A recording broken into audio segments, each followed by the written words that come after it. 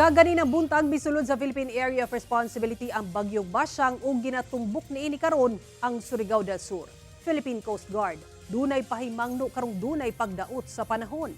Atong sayro ng detalye niini sa live report ni Jandy Esteban. Jandy? Sara, sumala sa pag-asa nga ginatumbok sa bagyo ang Surigao del Sur. Tungod niini nga weather disturbance, makasinati og mapanganuron nga kalangitan ingon man pag-ulan ang nakumbahin sa Mindanao. Atong sayron. Pasado alas 8 kaganihang buntag dihang misulod sa Philippine Area of Responsibility ang Tropical Depression Basyang nga parayong ginamonitor sa pag-asa.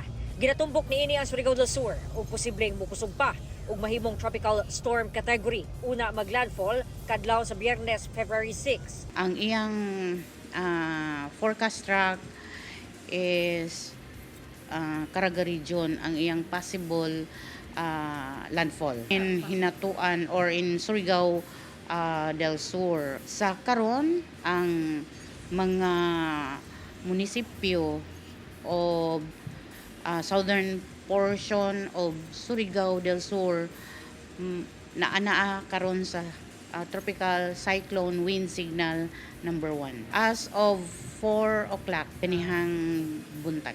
Magdala kini og mapanganuron nga kalangitan og pag-uwan sa daghang bahin sa Mindanao. Nakaapekto matud pa ang amihan sa dagan sa bagyo nga maoy mutulak niini paubos. Tungod sa amihan, bugnaw ang panahon unya karon kay peak naman karon sa amihan January, February mao man ay ato ang pinakabugnaw nga buwan.